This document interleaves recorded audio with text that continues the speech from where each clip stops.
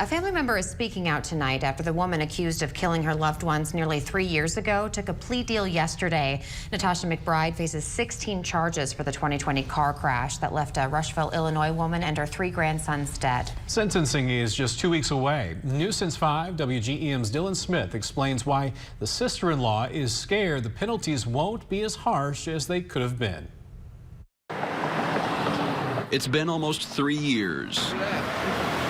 3 years since Jenny Hendricks and her 3 grandsons were killed, her husband injured. At 4th and Broadway, their names circled with hearts, facing the exact same spot their lives were taken. There were some fatalities was the only thing that I knew. Candy Anderson is Hendricks' sister-in-law. Today, she wears those names on her back. Jenny was the mother of the world. And the grandsons. They brought so much joy into our lives, and we're going to miss them. Anderson was in the Adams County Courthouse Monday, expecting a bench trial to start. Instead, she learned McBride accepted a plea deal. Anderson says she left the courtroom in devastation. Now she's scared. I do feel that had this gone to trial, that the penalty, would definitely have been more than what I fear may be coming. And she must wait for the August 10th sentencing, but she'll also be working to ensure justice. After working with Senator Jill Tracy and other lawmakers, Anderson says she has enough legislative support to double the penalties for others who face the crimes McBride has been charged with. While her family won't be affected, Anderson wants to help others who face the same situation. For me, it helps me be able to feel like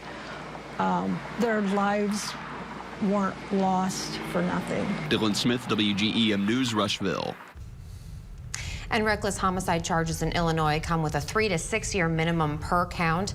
Anderson is pushing to raise those penalties 8 to 22 years with a $25,000 fine.